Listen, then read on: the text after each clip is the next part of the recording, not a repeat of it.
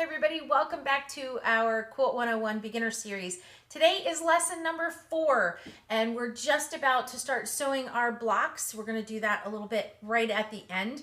But the first thing that we need to do is prep our sewing machine, and we need to get very familiar with exactly what we're going to do with that sewing machine. What are the parts of the machine? Where do things go? That varies machine to machine, but a lot of them are similar. So if we go through all the different parts of the machine, while it may look different on your machine, it will function the same, and you can look around for some of those same parts. So we're going to go over that. We're also going to then go over to my machine, and we're going to thread the top of the machine. We're going to wind a bobbin in the machine, which we need to put in the bottom, in the bobbin area, and we're going to thread the bobbin area of the machine before we start sewing. And we're also going to look and take things apart so that we can properly maintain the machine.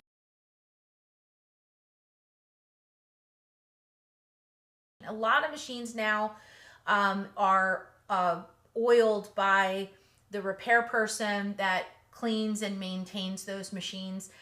So we won't talk much about oil, but if your machine has not been run in a while, it probably has old oil, it's going to need to be revamped.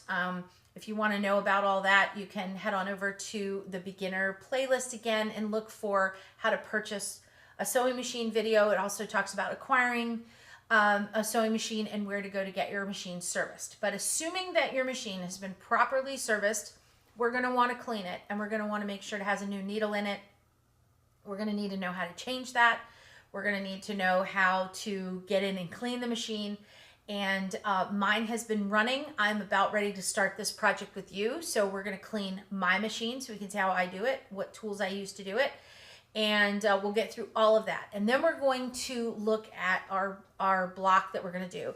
And again, I'm going to reiterate, we're making the quilt behind me, which is our 9-patch block with sashing squares and corner squares and borders.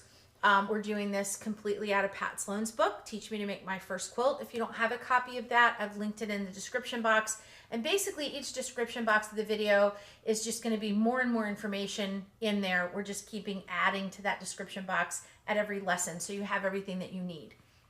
So you can look in the description box to find the book. Also, we're going to talk, I've made a couple of little practice sheets because we need to talk about sewing machine control. And that's something I think if you're a beginner, you're going to want to work on your sewing machine control. So I've linked in some practice sheets. So I've made a couple of practice sheets here, and we'll talk about those a little later in the video, but those are free. Those are over on my website. I've made a download page, and I've put this sheet very openly, big, obvious on that page, so you can download these sheets. And this is great if you're wanting to practice yourself, or if you're teaching someone by having them watch the videos to reinforce their knowledge. This is a great little teaching tool as well. So that's available to you over there at our downloads page. And I promise you we're going to get to sewing. If you are an experienced sewer and you don't need to get to the part of the sewing machine, or if there's anything, I don't know if you've noticed, but each one of these lesson videos has little chapters that run down on the bottom. So you're free to move the scroll the bar to get to the chapter that is most interesting to you. And if you're a new quilter or you're a new sewer and the sewing machine isn't obvious for you, go ahead and watch these videos. And if you need some reinforcement, you need to go back to the video, you can always find the section of the video in those chapters as well. So it's good to know that they're there, and all of these videos will exist forever and ever more over at our YouTube channel in our beginner playlist, along with other things that might be useful to beginners. So it's all over there in the playlist for you to watch at any time.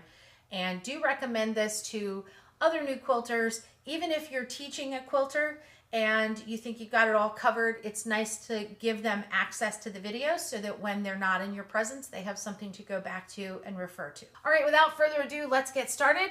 Let's check out the Brother Pacesetter sewing machine and all of its parts. Okay, to start at this section, we have to get really familiar with our sewing machine, and so that we can learn to prep our sewing machine. So I'm just going to run through a couple of the parts of the sewing machine really quickly. First thing I'm going to do is I'm going to turn this machine back off, and we're going to look at the side of it. And typically with a sewing machine, on the right hand side over here, we're going to have a lot of the plug area, switch area. On this machine, I have the machine plug. It's typically going to be something that looks like this, where it's square on one side with a rounded top. It only goes into the plug one way. If you have a much older machine, it might look different, but newer machines almost all are about the same. You're going to plug the machine into power. This one has a power button on the side. Sometimes they're on the back. This machine has a foot pedal, which is standard. And on this machine, typically the foot pedal would be clicked into the side here by the plug. But on this machine, we have a little, on this machine, we have a little plug in the back. So we're going to plug our foot pedal in on the back. This will then go on the floor where our foot can reach it, and we'll get our cords out of the way and turn our machine back around. I got some barking puppy dogs today. All right, so we have another little feature of this machine, this little machine. These are our classroom machines, by the way, that we have here at the Retreat Center. So we also have this guy right here, which is our little table. And a lot of smaller machines are coming with this little extension table. These things are really great because it allows you as a quilter to lay your blocks down on the bed of the machine, where when we have a small machine like this part is great if you're working on clothing and you need to wrap a cuff around this, or work on a small collar and you need to wrap it around the machine. Having a little narrow part like this is very handy. But when you're a quilter, you're usually working with pieces of fabric. And so having a table, a little stitch table, extension table like this, means you can sort of lay your squares onto the table. It's much easier to guide the machine. And if your machine didn't come with an extension table like that, there are a lot of companies that make extension tables for the machines that fit the bodies of the machines, and you can get those as an aftermarket product. But for right now, we're just going to move this out of the way, and we're just going to look at the machine itself. So also here on the end of the machine is a part called the flywheel, and the flywheel is, as we turn it, is what makes the needle go up and down. So I'll turn this like this so you can see, and we'll go ahead and turn the flywheel, and you can see here that the needle is actually going up and down. So if you ever get anything caught in the machine, go ahead and loosen it by the flywheel versus the mechanics of the machine. Makes it really easy. And so that's the mechanical way to put the needle up and down. Then we have on this machine something called the spool pin, and it's different on every machine, but on this machine, it is this little guy right here. So this is where our spool of thread is going to go, and then this little cone, this little cup right here, you put your spool of thread on, and then you put this on, and that keeps the spool from falling off of the machine. And then you can run your thread on and continue to thread the machine. Okay, that's a spool pin, and you'll see later on in this video that my machine doesn't have a sideways spool pin. It actually has an upright spool pin, which does happen on machines, and mine also has a thread stand attached to it, so you'll be able to see that as well. The next thing is the tension dial, and this is where you would adjust the tension on your machine. You need to have access to the tension dial, but if you have had your machine serviced and you have a properly working sewing machine, you want to guard your tension dial within an inch of your life, because any little troubleshooting thing with your stitches, somebody wants to come up and touch your tension dial. Oh, that looks like a tension issue. In point of fact, 9 times out of 10, it is not a tension issue, and you do not want to allow anybody to be playing around with this dial. It's usually right dead in the middle. On this machine, it's sitting at a 4. This is a properly tensioned machine. I try to make sure that I know, have made a note, take a picture. You can take and put a notebook or a folder or something next to each machine, so when you know what it is when it's properly working, if you need to take a class and you're doing some type of specialty thing where you're going to be adjusting the tension, at least you know where to put it back when you want it to work properly for normal everyday sewing. Okay, so presser foot is this little guy down here. This is the foot, and here is the presser foot lever. It goes up and down. The little presser foot goes up and down.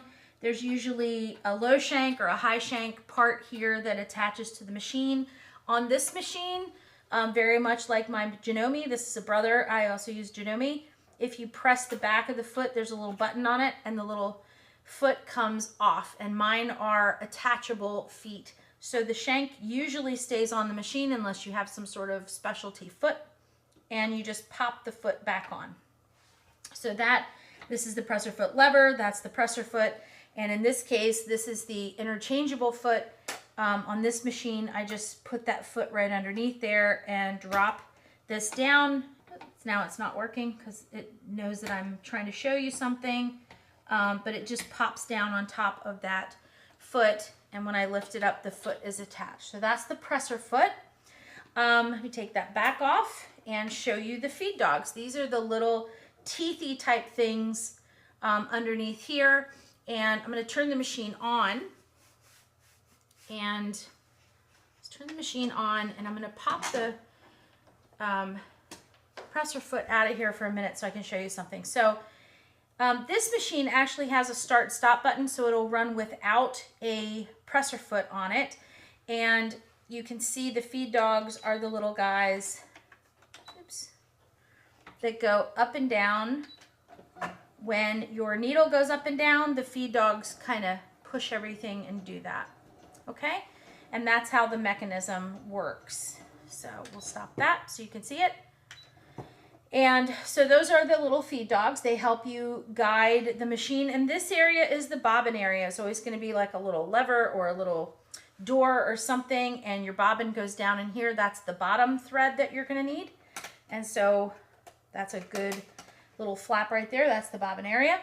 Then we have the stitch selector, and some machines have a stitch selector that is printed or pops out, or it's just a dial or a button on the machine. This one is an electronic machine, so let's get it a little closer to the camera so you can see. On this machine, the stitch selector are these two little zeros right here. So if we look at the body of this machine, it's actually got the stitches printed on it, and it goes from 00 to 99 stitches. So there are 100 stitches on this little machine, and they're all indicated by that number. So if I wanted to do, say, this buttonhole machine, I would turn this to 40 by pressing the little numbers right here, the plus and minus signs, and I would get to stitch number 40. On this machine, we stitch our straight stitch with a number 1, so we go to 0, 1. And you'll notice as I change stitches, the other indicators on here, the top indicator is the stitch length, which right now is defaulted at 2.5, and the width often defaults at about 3.5, which is that little zigzaggy line underneath. As you change the stitches on the machine, these numbers, defaults, can change. So there is no stitch width on stitch number 2. The length stays at a 2.5. If I come up a little bit, things change. Usually the width of the stitch changes before the length of the stitch. However, in this stitch here, which is a zigzag-ish type stitch, this one, the length changes to 1.4, the zigzag changes to 3.5, and that's the indicators on the machine that change those stitches. Now on this machine, when it defaults on, when you turn it on, it goes to 0, 0. That on this board is a straight stitch, but if you look, it shows the needle position all the way to the left. I've got the 1/4 inch foot on, and if I drop the wheel real quick, you can see the needle in the left position actually hits the foot.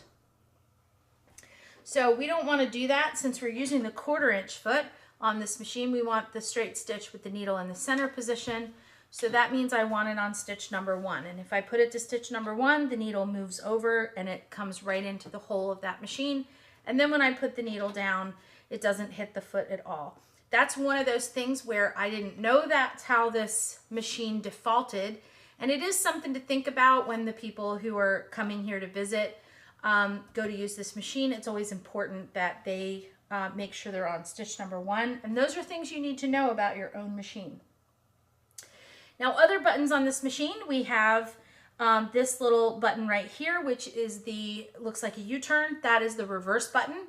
And I'm able to take a couple of stitches forward, hit the reverse, go back a couple of stitches, and then start again by letting off to go forward again. And that's called back stitching or back tacking, and it helps to hold the start and end of a row or a set of blocks or things like that, and it keeps the stitching from coming apart as we're manipulating blocks and moving things around. So I can show you in another section on why you might want to do that. The next little control we have here is a needle up, needle down. And in this case, my needle is up, but if I press that button, the needle will go down. And when it's on the needle down position, when I sew, every time I sew and I let off sewing, the needle will stop in the down position. That's not something that you really think about too much unless you're a quilter, because you want, when you're working on long chain pieces and things like that, you might want the needle to stop down, because if the needle stops in the down position with the presser foot down and the needle down, I can adjust anything that's going on in the front of the machine without twisting or turning anything that's happening under the machine. So that's really important. So I use the needle down position almost exclusively when I'm quilting, and all that means is when I get to the end of the row, I have to put the needle back up before I pick up the presser foot and cut my threads. But it's a very handy thing to have. We already talked sort of about the stop and start button.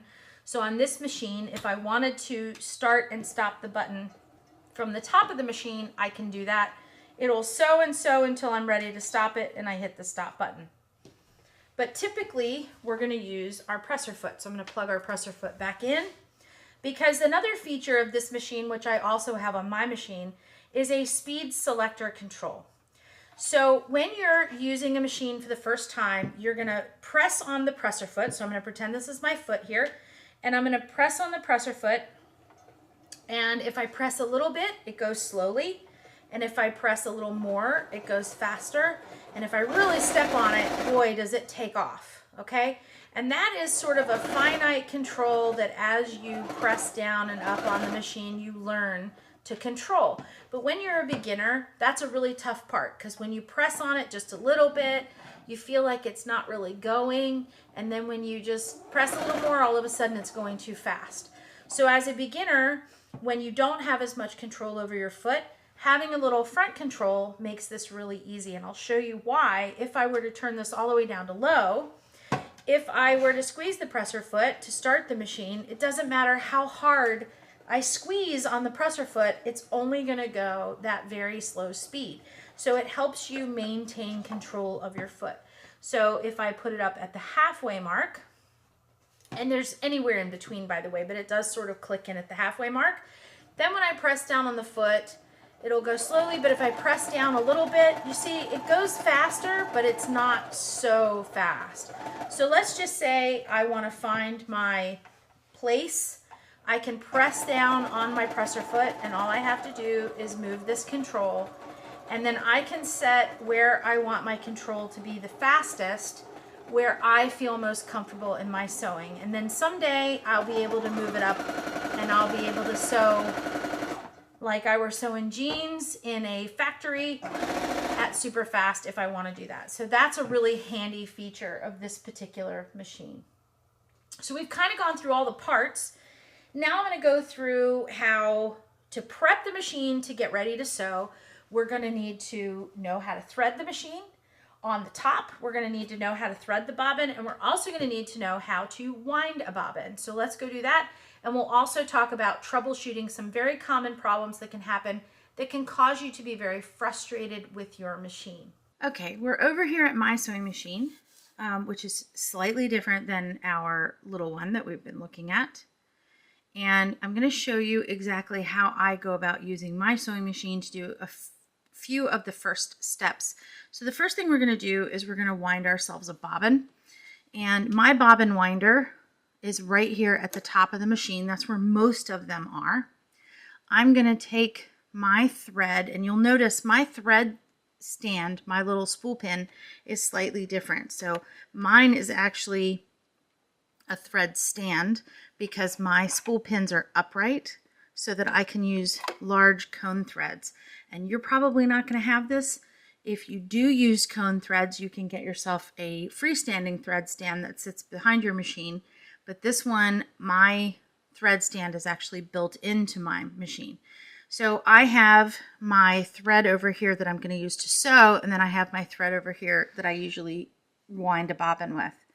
So when I wind a bobbin, I'm just going to follow the instructions on the top of my machine for winding a bobbin. And my bobbin, my instructions up here show that the first thing that I'm going to do is have it come up through the thread stand, and we'll bring this down a little so you can see the top of the thread stand. I've got my thread coming up into the thread stand and then coming back out. And then the second thing that I'm supposed to do is come around this little screw here. I have a little screw here in the top of my sewing machine, and it is actually a little tension disc. So I'm going to put the thread in there, and you'll see how it's got a little bit of pull to it. And that's what you want, because it'll give the proper tension on the thread when we're putting it onto our bobbin. And then I'm going to take, in my machine, I have a little hole at the top of my bobbin. So I'm going to take and put my thread in to the center of the bobbin and up through that hole. And of course it's going to take me forever to do that because you're watching. And I'm going to pull that thread right out through the top of the hole, and then I have a handle on it, and it's kind of a big tail, but I'm going to hold the tail. This is how my sewing machine works. So I'm holding the tail. And then on my sewing machine also, and this is nearly every one, they do function slightly different. Sometimes you'll push the bobbin pin over. Sometimes you'll push this little guy over. And what that is a thread guide. So as the bobbin fills up with thread, it'll push this over and then it should stop. So I'm going to take my thread and I'm going to push the spool pin over, and then I have this little button over here on the side of my machine that says bobbin. So I'm going to hold on to my thread and I'm going to hit the bobbin button, and then for a second I'm going to take it off. Oops. I'm going to hold on to it and then hit that bobbin button and let it spin. And then I'm going to stop it and just cut the thread off through that hole and continue to run the bobbin. Not all machines are like that, but this is how mine works. And then you just go ahead and let it spin, and then you'll watch as this little guy right here will back up as the thread gets full, and it'll stop. And then I'm going to pop it off the pin, and then mine has a little cutter right here where I can just cut the thread. So that's winding a bobbin. And your machine might be slightly different, but all this information is going to be in your manual. So you'll just look in your manual to see how that action is performed. So the next thing we're going to do is we're going to thread the top of the machine. And again, I'm just going to follow the instructions on the top of my machine or the body of my machine, or you can follow through your manual, but I'm going to adjust the camera and then we're going to look exactly what it looks like when you're threading a machine. So I have my red thread back here. This is what I'm going to thread my machine. And the first step is for me to put it up through that thread stand up here and then in through this little hook right here. This is number 2. And then I'm going to take my thread and come across. Let me move my bobbin thread here so you don't get confused. This machine is designed to have the threads cross themselves, but it's too confusing for you to show you that way. So you're going to have some sort of a hook down here that's going to help stabilize that thread, and then you're going to have this little spot back here. Usually it's a little flap of some sort, and you're going to put the thread behind that flap. Then you're going to put it through this little guy right here, which is at the top of the machine, and this is when we begin the actual threading part. And one thing I want to note, so right here where we're about to come down and go up and around the machine, there is a tension disc inside here, 2 little discs. And what they do is when the presser foot is up, they are apart like this. And when you put the presser foot down, they clamp together like that and they hold on to the thread, and it provides proper tension to the thread. So in order for us to thread the machine and have that thread go through the tension discs, the foot has to be up. So my foot was already up, but your presser foot has to be all the way up like that, so that the tension discs can open and we can properly thread. So I've gone ahead and I've put it up here in the hook, and now I'm going to go down as it shows on the front of my machine, down here around this tension dial and back up. And then I have this little hook right here. So if your needle's all the way in the up position, you should see this guy coming up through your machine. And you're going to go on one side of it and then on the other side of it. And it's got a little hole here in the front. So sometimes if you just put your hand on the thread here, you can pop it right up into that hole so you can feel it properly seating into that little space in the front. And it goes right into that little hole. And then you're going to come back down with your thread down here. And I can actually see the numbers on the machine. So for down and around is 5, up here is 6, back down is 7. So now I have another little hook right here that my thread has to go behind. It goes like that. And then one of the most important ones is actually down here right where the needle is. So the first part, we know this thread has to come down and go through the needle to get it to work. But we also have this little hook right above the needle. And that little hook is vital because once we put that little hook, that little thread in there, into that little hook, then that little hook will hold the thread nice and straight. So as it goes down through the needle, there's a little groove in the front of the needle and that thread will properly seat right there in that needle so that it doesn't shred or fray and the thread will come out the back. So I'm going to go ahead and use my needle threader, and needle threaders are very different. Each one is very different. The one on the basic machine has a little hook, and then it'll have a little mechanism that'll come through and grab the thread and pull it back through. Mine, you kind of put it into this little mechanism here, and then when you press it down, the needle is in the upright position. It'll go right down in there. Now mine does not work unless the foot is down, and since my foot was up, I have to put it back down, and then when I thread my needle, it should go right through the hole. Thank goodness for needle threaders, because I couldn't see that needle hole if my life depended on it, to be honest. So that gets our sewing machine needle threaded, and the thread will come through the front of the needle and out the back of the needle. So I'm just going to pull it out the back, and then what I would do is put it down through my foot and pull it from the back so that it's just back there and it's great. So now we're going to look at the bobbin case. So mine has a little flap right here, right? All of them have a little mechanism of some sort that pops open. And mine's just a little flap that I pull off like that. And then mine actually will cut the bobbin thread for you. That's a little different than some of the other machines. So I have a bobbin here, and it's wound around and my thread is coming off on the left hand side. And so I'm just going to pick my bobbin thread up, put it right down in there. And then if you look right here, my bobbin thread is coming off the bobbin and there is a little hook right there. And I'm going to thread behind that little hook. And then on my bobbin, I go up here into this little slot here and back down, and it cuts my thread off and that bobbin is ready to go. Sometimes you put it in through the tension hook and your thread will be coming out of the side or something like that when you go to put this on, and that's also fine. You have to look at the manual, but you definitely want to make sure that your tail is coming off in the right direction. Okay. So now I'm all set to go and I can start sewing. I have thread the top and the bottom and I'm ready to straight stitch.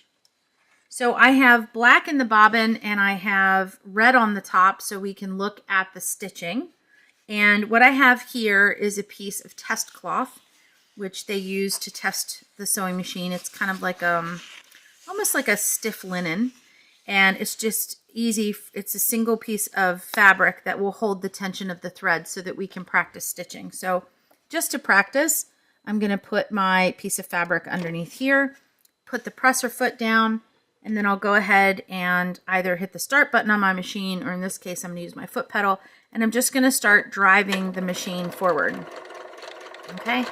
And I just want to show you I'm not even touching the fabric. So given the opportunity, a single piece will come through relatively straight. You can see it's starting to go off of the fabric right there, but it drives the fabric by itself. So all we're doing when we put our hands on the piece of fabric, we're not pushing the fabric through the machine. We're not pulling away from the machine. We're just guiding really where we want the stitching to go. So I've gone ahead and set my machine down. And so again, I'm not pushing, okay? I'm not pushing.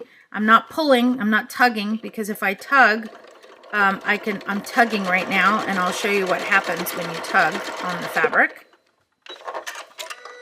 This is a very stiff fabric, and what you wind up with is a lot of teeny tiny little stitches, and it's probably hard to see, but you get a lot of puckering. So if you look at the first set of stitches that I have here versus the second set, you can see I have a lot of teeny tiny little stitches, and that's because I was tugging away from the fabric.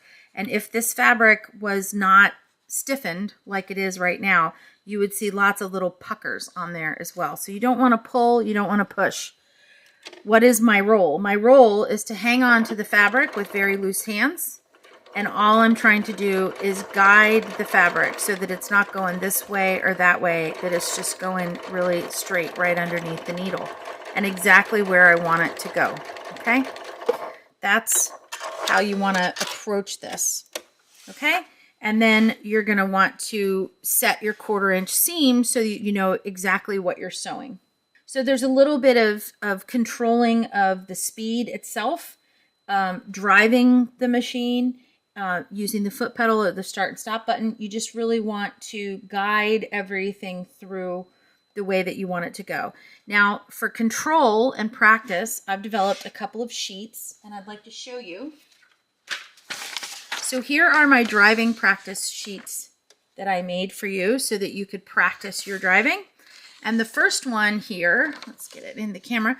The first one here is just straight lines.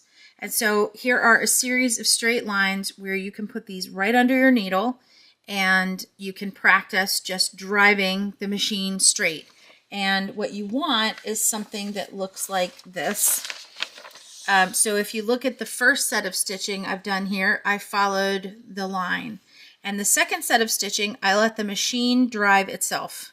So you can see I started out on the line, and then it pulled just slightly off the line just a little bit, but it stays relatively straight, especially on paper, because both of the feed dogs are grabbing at the same time. So that's the first stitch practice that we have. The second stitch practice that I have is gentle curves.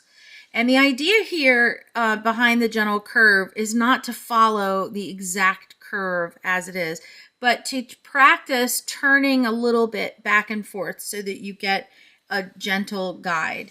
And so here's what that looks like. And you can see here what I've done. I've got that gentle curve down, and sometimes I followed the line and sometimes I didn't. But the idea here is that you're learning to control how you manage your stitching. Okay, the third part is zigzag. And what's really great about zigzag is you practice going straight down, putting your needle down, turning, and going in these turned straight lines in this jagged manner. So here is the stitching on that. And I practiced starting, going straight, putting my needle down, turning by lifting my presser foot a little bit, going down, putting my needle in that line, and keep going back and forth, okay? And so that helps you practice that. The next part is the square box. In the square box, same thing. You're going to start sewing a line, put your needle in, turn at a 90-degree angle, go down. And so your stitching of your square should look a lot like this. And it's not perfect, right? Because I was stitching as I was playing to practice for you, kind of fast, but you can take your time and you can learn the proper speed control that gets you the maximum control of the machine. So when you start out as a beginner, you want to go quite slow, and then you can speed up as you get better and better. And then the last one right here, which is kind of fun, is sort of a spiral. And I started on the outside of the spiral, and this is just practicing turning. You can turn the paper a little or turn your fabric a little, but then you get to a point where you have to lift the presser foot to turn it a lot more. And so it gets narrower and narrower as you go in. So I had a lot of fun with this one. Obviously, I didn't stay quite perfect inside the lines, but you get the idea of if you pick the presser foot up and you turn it too much, you're going to get a straight line. So you want to learn how to guide those curves. So those are the first set of practice exercises that I have on this sheet. And those are really handy.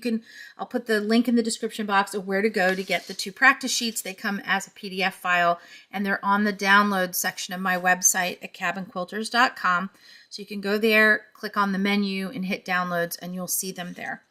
The second practice sheet, the second page, is this guy right here. And this is a series of straight lines, and this is for 1/4 inch seam practice. And so what you'll want to do is, let's say you're trying to decide, this is your 1/4 inch seam or your 1/4 inch foot, and you want to lay your 1/4 inch foot right down next to where your fabric's going to be, which in theory means your needle is 1/4 inch from the edge of this foot. And so if I were to sew a straight line and run this line right down along my foot, would this be 1/4 inch? Well, let's try it. So if I do that and pretend this is my fabric, like I'm sewing a block, and I go ahead and pull this out, you can see I have my guide line here, and then I have my seam line, and then you can take your ruler and you can measure from that to see how close you are to a 1/4 inch seam. And this one's pretty bang on, but let me show you the previous one that I did. Because what I did is I used it to align my sewing machine. So if you look here, I have 3 lines on this page, and I started with my sewing machine needle here. And if you look at the ruler on the side line here and this 1/4 inch line, I was actually off the line just a little bit. So I took it out and adjusted my needle, and then when I put it back on, now you can see I am dead on the money with my 1/4 inch seam. So this is a really good little practice sheet to show you whether you're using an oversized 1/4 inch or an undersized 1/4 inch or a perfect 1/4 inch. So, and this is just a really cool practice sheet to practice running that edge. You can use it for 2 things. You can use it to check your 1/4 inch seam, and you can also use it to practice running your foot or your guide line right down that line, so you know where to run your fabric edge when you're sewing. So those are some pages that I put together for you that you can download for free on our website and use those as your guidance. All right, so next I want to show you a couple troubleshooting things. And sometimes machines can cause hang-ups. The thread can get hung up a little bit. You can get some uneven stitches, and you can get thread breaking. So troubleshooting a couple of these things. If you find that your thread is breaking a lot, especially from the top, it's pretty much 95% of the time going to be an indication that your needle is worn out. And so some proper care and maintenance of your sewing machine is making sure that your needles are changed regularly. If you're going to be stitching on Quilters cotton and you're going to be doing quilting, you're going to want to be using a Microtex Sharp needle by Schmetz. And so they'll come in a pack of 5, and that means that you can do 5 start to finish projects with this before you need a new pack of needles. That's a pretty good guideline. So if I have any kind of thread breaking, I definitely want to change my needle, because there could be a little burr, or your needle could just be worn out. And especially if you started stitching your blocks all the way to putting your binding on your quilt, that's a full project. That's a lot of work on that needle. So you're going to want to change that regularly. And to change that needle, it's pretty easy to do. All you have to do is take a screwdriver that came with your machine, or a light screwdriver. There's a screw right here on the side of the machine. You're going to want to put the screwdriver in there. You loosen up that screw until the needle gets loose, and you pull it out. One side of the needle will have a flat edge. The other side will be rounded. It's very easy to pop this needle out, put a new needle in. One thing that happens a lot when you're putting the new needle in is you don't get it seated all the way up into the machine correctly, and then it won't stitch correctly. And usually a good indication that that's happened is that the needle threader doesn't work. So if you can't get your needle threader to work, it's probably because the needle isn't properly seated in there and it can't find the little hole. So to do that, you're going to want to take your needle, you're going to put it in, and you're going to really make sure that it's up in that hole before you tighten. And we're going to finger tighten it first and then take the screwdriver and tighten it so it doesn't come out. You want it to be tight, but you don't want it to be what we call man tight. Don't do it so much that you can't get the screw back off, okay? So we changed the needle in our project. That will help with thread breaking, and that's pretty much, like I said, 95% of the cause of thread breaking. Now, if you're finding that you're having hang-up issues with your machine, that could be a multitude of things. It could be a burr on the needle. It could be the needle's not working properly. It could mean that the bobbin's not seated in there properly, and any kind of hang-up like that. The straight fix for that is to take everything out. You're going to unthread the top of the machine, unthread the bobbin area of the machine, and pull things out. And you're going to check the whole area and make sure there's no thread pieces in there or lint or things like that. That's a pretty good reason why your machine will hang up. Also, if the bobbin goes in the wrong direction, that can do it. Uneven stitches can be quite a few things.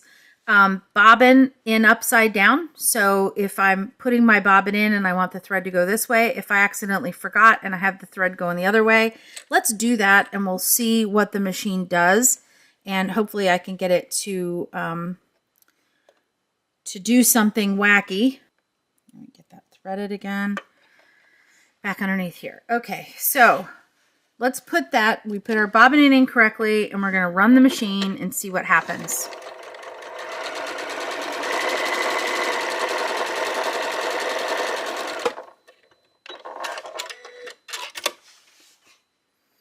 Oh, looky here. All right.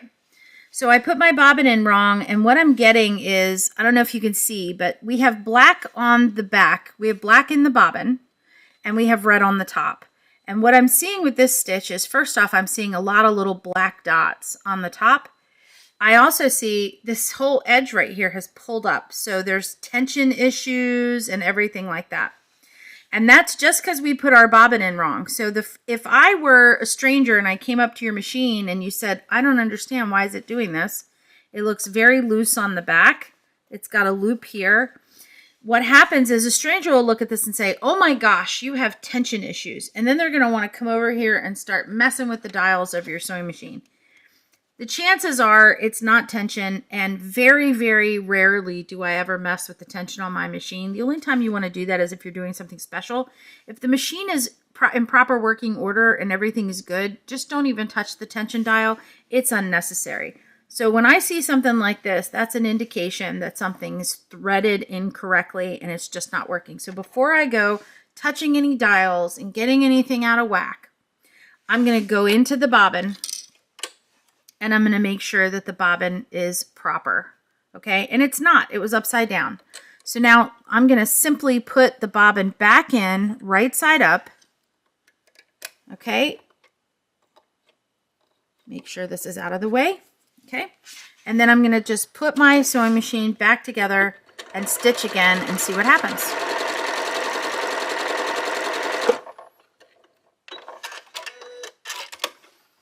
And look at there. Everything's fixed. I have a nice straight stitch again. I don't have any of those little black dots coming through on the front, and everything looks fine on the back.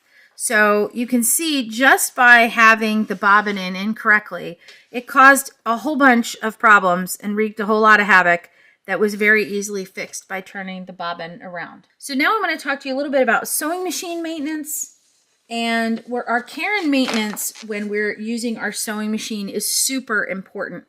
The first thing that we want to do is we want to make sure that we're changing our needle regularly, because needles can cause all kinds of problems. Now, here's another little thing that I noticed, and hopefully you can see it.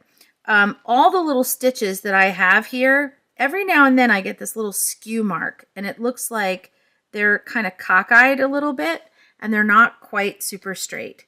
That could be loose stitching or something like that, but I have a really good indicator. They're not really uneven, but they are like jumping a little bit. And I think I know exactly what the problem is to fix that. So let's work on a little bit of maintenance, and I'll show you where I think the problem lies. So regularly with your sewing machine, as you're stitching, you're going to use this cotton thread, and the cotton thread's going to be a little bit linty, and the fabric's going to be a little linty, and all of those things. So when you have that kind of lint, what happens is it can collect in the bottom of the sewing machine. So the first thing I'm going to do is I'm going to pop off my little bobbin cover right here, and I'm going to take my bobbin thread out so that I can access the compartment underneath. Now mine, my little stitch plate right here doesn't have screws. Yours will probably have some screws, which you'll use your screwdriver to take off. Mine has a little button underneath, so I'm going to hit that little button, and my stitch plate is going to pop right off like that. And then, oh lordy, I can already see some issues that are happening. Okay, and that's with dust. So I'm going to move this stuff out of the way, and I'm going to clean this machine. And then I want to zoom in a little bit so I can show you something really particular. Hopefully you can see this in the camera.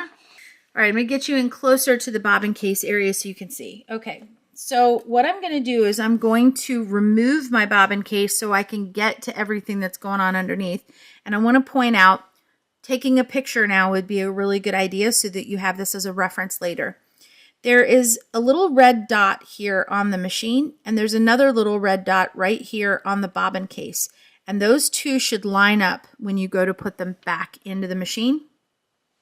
So assuming you know that, so I've got this little screw. I'm just looking for visuals. I have this little screw right here in the front, and I've got these two little red dots that are going to line up. So now I'm going to take the bobbin case out, and we're going to look and see how dusty it is underneath.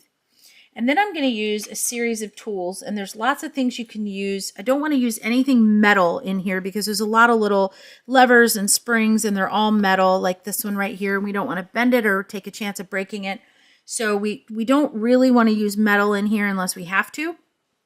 We're going to use something like this. This is a sort of a quilter's Q-tip, if you will. It's a plastic stick, and it's got this little foam bud on the end of it.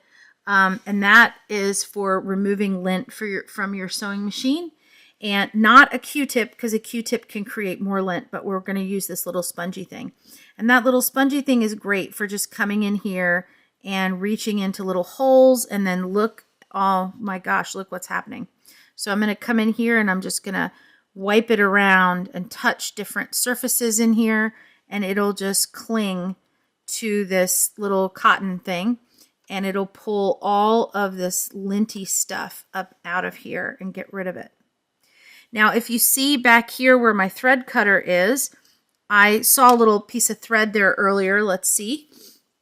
So I can actually use a pair of tweezers. I have these big tweezers here, and I'm just going to reach right here very gently and see if I can't pull out any loose threads. And I think I actually got it with that little, the little Q-tip. So I don't need to worry about that, but when I reached in here, I got a little thread. So you can see there's all kinds of stuff down there. So whenever possible, you want to put in one of these little plastic things so that it doesn't cause any problem. Now another thing, a tool that I like a lot are these little silicone tipped tools here. Try to lay them down so you can see them. So all of these little guys have little silicone tips on them, and what I like about them is they're all washable. So here's a pretty clean one. They have little silicone bristles on them, and the little silicone bristles are super easy to rinse. So you take these to your sink with a little warm soapy water, and you can scrub out all the little lint like a little toothbrush and leave them to dry, and they're ready to go back in your sewing machine. And these guys you can stick down in the little hole. They're very bendable, and they're very clingy because they're little rubber grippy little feet, and you can just work very gently around the machine to pull out all the stuff. What I don't use, which I know a lot of people use, they're inexpensive, are pipe cleaners. Pipe cleaners have a little metal wire inside, and so I'm not a big fan of using a pipe cleaner because I don't want to take any wire inside of my machine because I just don't want any kind of a problem. But if you're looking to save money and be economical, and that's why you're using the pipe cleaner, I highly recommend these little silicone brushes, and I'll link them in the description box so you can get yourself a set, because they're cleanable and reusable. You don't have to replace them all the time, and they work great. You can see I'm getting a lot of stuff. Here's the main area under here where I definitely want to clean, and I think this is really going to surprise you when I reach in here, because I haven't done that much sewing, but look at that, okay? So some of you who is an experienced quilter right now may be thinking, what do you mean you haven't done that much sewing? That's a lot of lint. This is a lot of lint, and it's all caught up under here. There you go. This is a tremendous amount of lint. Look at what I've just pulled out of this area right here. And I'm getting up under there pretty good. Oh, okay, so all of that, and I can see the little red threads in it too. So all of this right here is not taking care of the machine. This machine should never look like this. So if you're sewing enough, and I probably put together a one project here and left it like this so you could see me clean it. But after a project, look at how much stuff comes out of the sewing machine. All right. So this is why we regularly get in there and we clean it. So every time you're done with a project, you get in there and you clean all this stuff out, because all this stuff can wreak such havoc with your stitches. And I'm going to show you, I suspect, when I put this all back together, that I'm not going to have any more of those little jumpy looking stitches in there. Okay, and you can see here's a little bit of old oil that is under there. When I go to wipe in here, there's a little bit of old oil that needs to be cleaned out. And so soon I'm going to need to take this in and have it serviced and have all the old oil stripped out and new oils put in and all that kind of stuff. So we'll get that done when it's maintenance time. All right, so I'm going to go into all the little cracks and crevices down in here where things could have fallen, and I'm just going to get all this lint and dust and dirt out of my machine. And then when it's all done, it looks pretty good, you want to read your manual and see if oil needs to be put in the machine. Definitely want new oil, just like an automobile or a motor. If you haven't driven the machine in a while, or you haven't used your oil in a while, you probably need to go get new oil, because it does go bad. It does get old and it does go bad. And we don't want to take a properly working sewing machine and put a bunch of old oil in it, okay? So once you get into all the little cracks and crevices and you get all of this stuff out, then we're going to put our bobbin case back together. I'm going to move all my little tools out of the way. And the bobbin case, remember, get it all dusted off, has that little screw in the front, and it has this little red notch. And so I'm going to go ahead and lay this underneath here so that my little red notch and my little screw are lined up properly. And it may take a little bit of work, because you got to put it up underneath all these other little mechanisms. Don't jam it, don't press it, don't force it, but you just want to get it seated in there properly. And when it's seated, you'll know it. There it goes. A little bit of movement. It's nice and flat. It's seated on there right. There's my screw in the front. There's my little red in the back. And so everything's looking really great. And once everything's looking great, you can go ahead and put your stitch plate back on. Mine just pops on. Yours might need some screws. Once the screws are seated, we're going to go ahead and we're going to put our bobbin thread back in. So we're going to redo our bobbin. Sometimes if we're having trouble with our machine, it's a really good idea, in addition to redoing your bobbin, is to go ahead and rethread the top.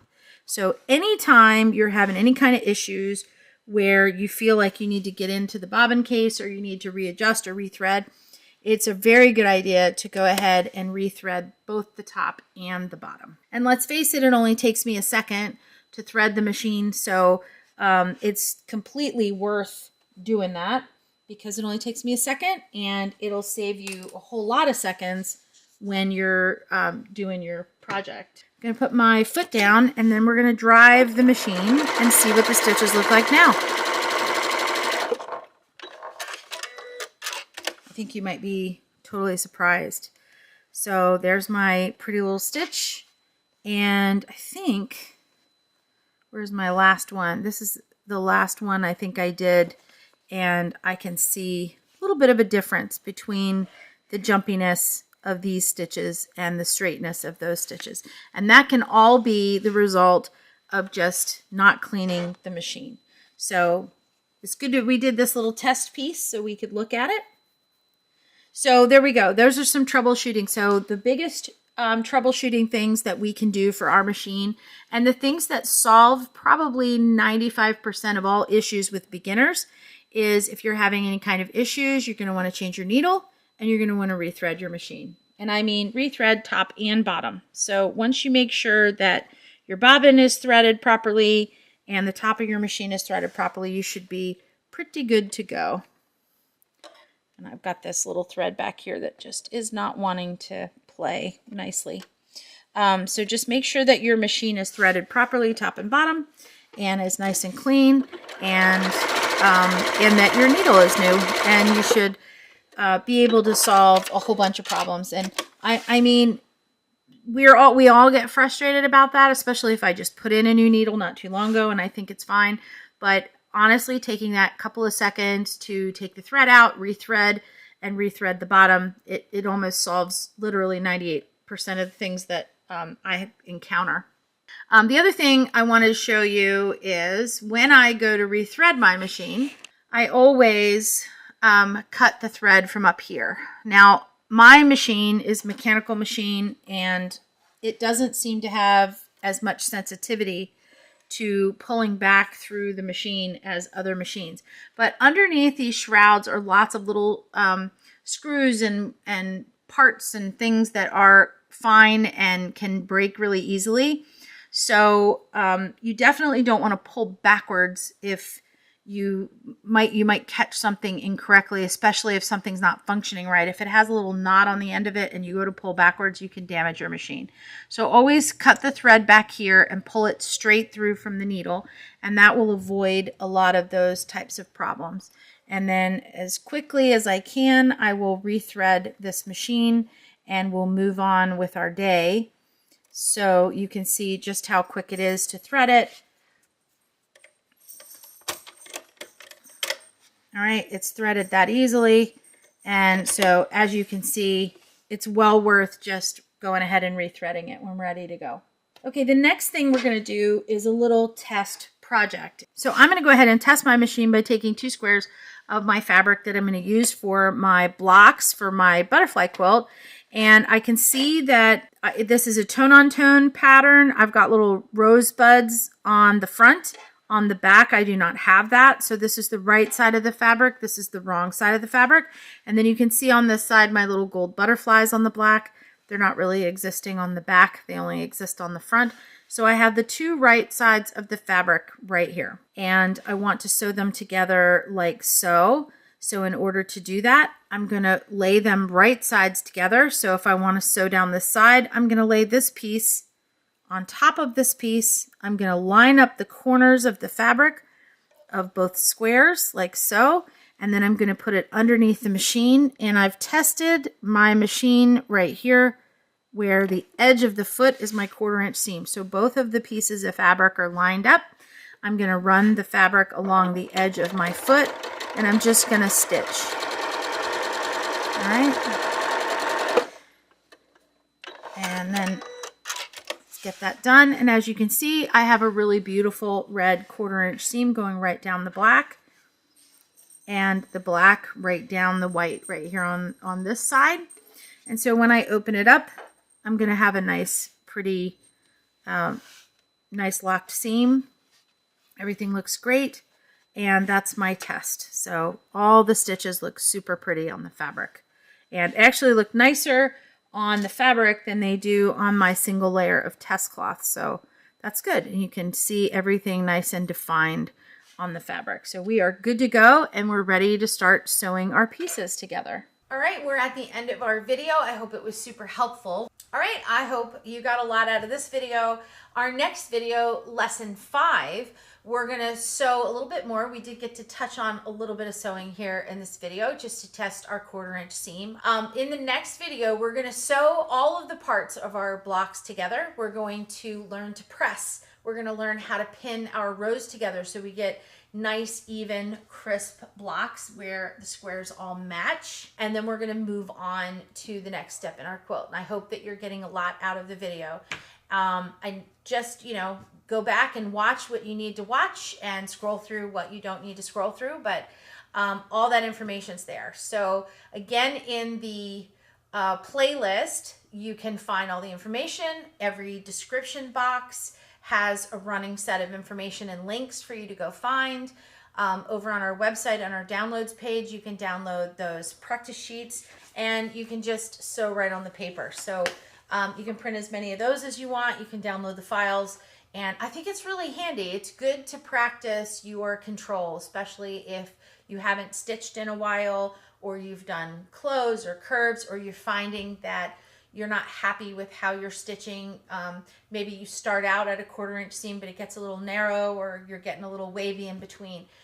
Using the paper to practice your stitch control is very, very handy. So I'm glad we were able to do that. And I hope you're loving the videos. So until next time in lesson 5, where we start really getting into putting our whole block together. And you can find me on the web at any time. You can watch some of our other videos as it comes up. And I'm really happy you're joining me for this Beginner Quilt Series. I'll see you in the next one.